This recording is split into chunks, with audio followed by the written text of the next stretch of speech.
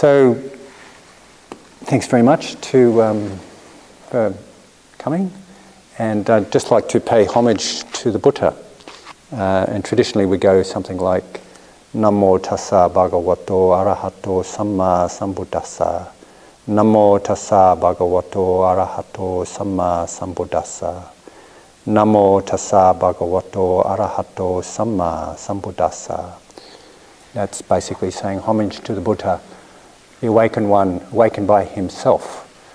So I'd like to give a little talk on the Buddha's Eightfold Path, or the Path to Awakening. And of course, the Eightfold Path is actually the fourth Noble Truth. And I think I might have talked a little bit about the Four Truths the first night I was here talking.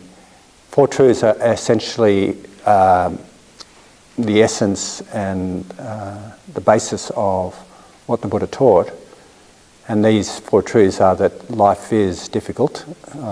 It's called dukkha in Pali, meaning that it's unsatisfactory, basically. That there is difficulty.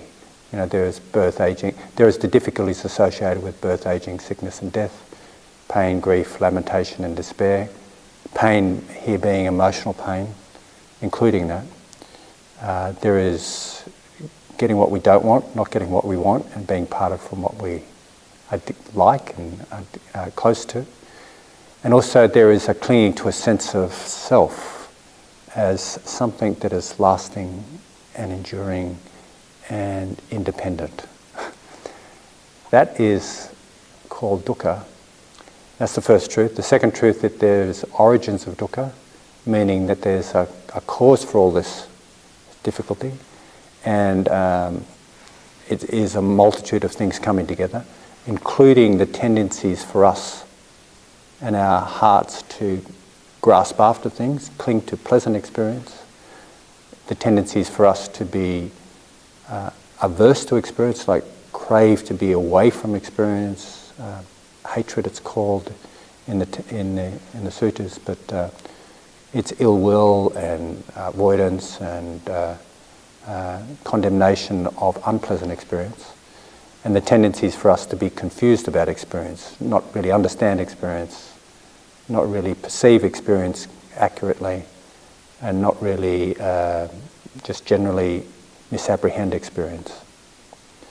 So that's the second truth. The third truth is that it's possible to be free, and when you no longer have those tendencies that feed into the dukkha, then there's freedom arises. And this can be both relative and absolute. And the fourth truth is that there is a way to freedom. These are like two cause-effect relationships. Suffering, often translated as, dukkha is often translated as suffering, but it's probably not exactly the way you could describe it. A cause for suffering. Freedom from suffering, and a cause for that. And the cause is essentially following the Eightfold Path. This Eightfold Path is not something that the Buddha sort of lays down with us to tell us what to do necessarily. It's more about a path we find for ourselves. And essentially it is a path of wisdom, lifestyle or ethical lifestyle and ethical behaviours, and cultivation or familiarisation, or sometimes it's called meditation, sometimes it's called samadhi. So in Pali, this Eightfold Path is usually called Sila, Samadhi, Panya. Sila referring to ethical behaviours, behaviours that don't stir up our lives, behaviours that kind of are conducive to bringing happiness and peace and kind of connection with others and so on. Sila, Samadhi. Samadhi here usually refers to states of concentration, and here it refers to meditation, meaning the combination of courageous effort, mindfulness, and concentration. And then panya refers to wisdom. And in this case, it is sort of knowing how things arise and understanding how to be free from suffering. So these components of sila, samadhi, panya, or ethics, meditation, and wisdom, there are 8 factors within that. And it really doesn't start anywhere. It sort of starts, but technically, the first factor is a wisdom factor, and it's called right view. Right here meaning, right here is a translation of the word samma. In Pali, samma means complete, accurate, right, skillful, and so on.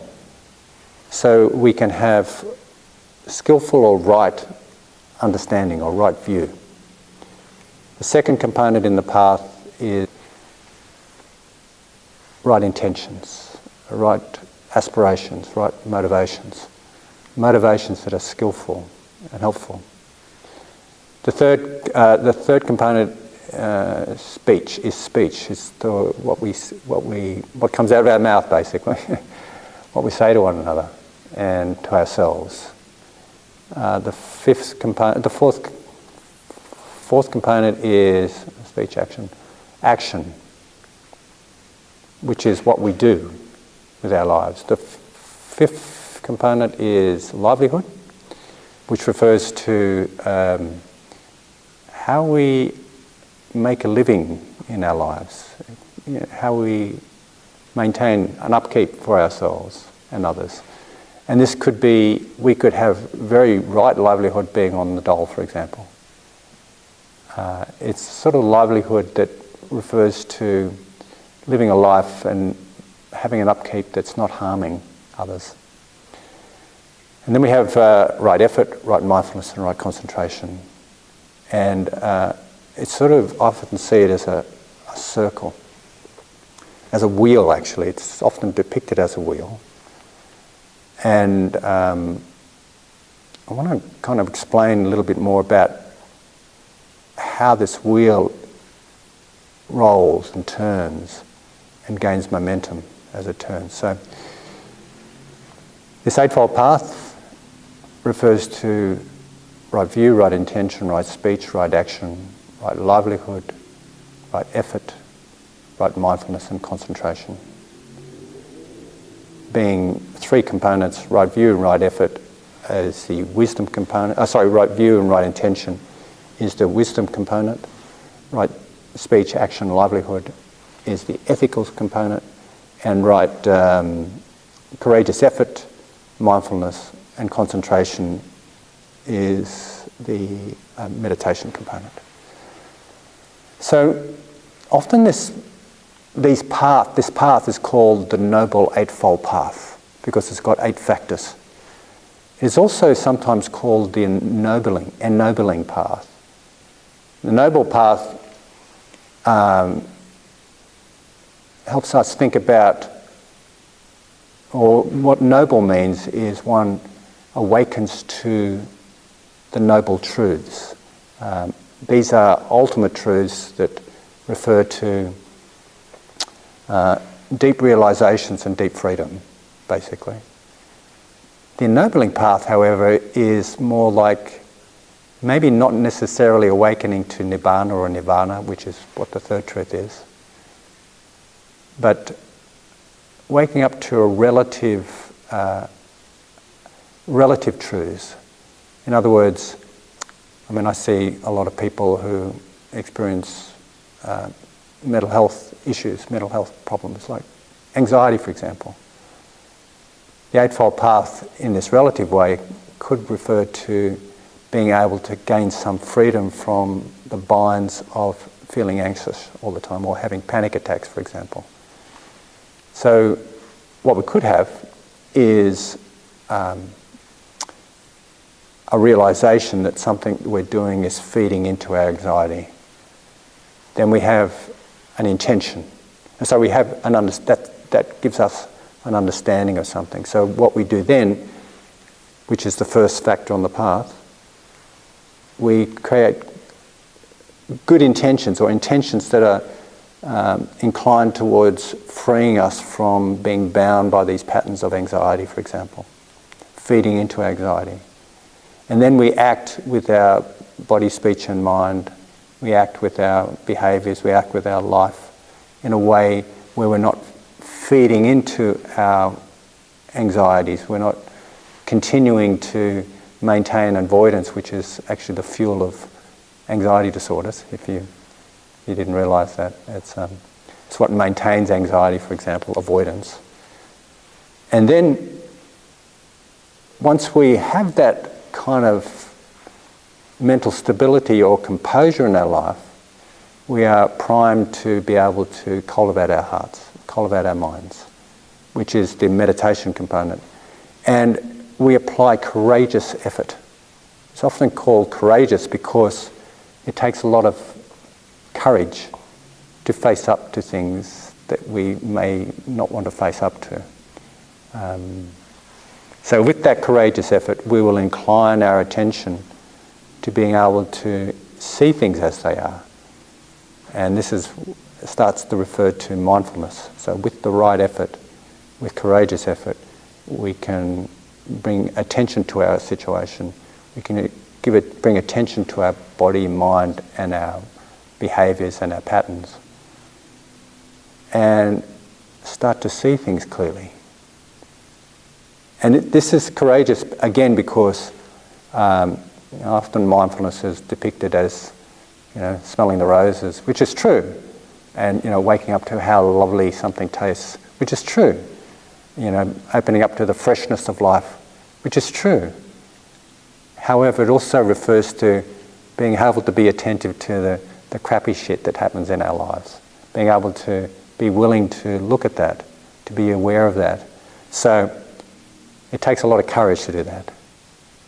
And when we can do that, we start to see clearly for what it is. And when we can sustain that changes to concentration, which is, concentration here refers to being able to gather our attention, put it in one spot, place it down, and settle our mind into it. That process of gathering our attention, putting it in one spot, and letting it settle provides a very powerful focus. It gives power to our mind so we can see clearly into things. We can see what's going on here. And it also provides a kind of clarity of mind, and ultimately like a luminescence of mind, so that our mind becomes very bright. We can see things clearly. And if we're referring back to an anxiety issue, it's like we see clearly what we're doing. We see clearly how we're feeding into our issues on a relative sense. And so that leads to more understanding, leads to more intentions, powerful intentions to stop doing what we're doing to feed into our disorder, and then acting on that. And it becomes this cycle of healing, or a wheel of healing. And so this Eightfold Path, at both the ultimate and relative sense, or the noble and the ennobling sense, is like a wheel. The more it rolls, the more you move along this pathway, the more it builds momentum, and it ends up in freedom, complete freedom. So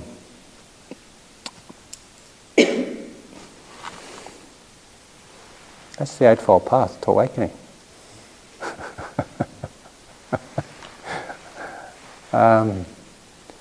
Awakening here, I think we talked about awakening in the last...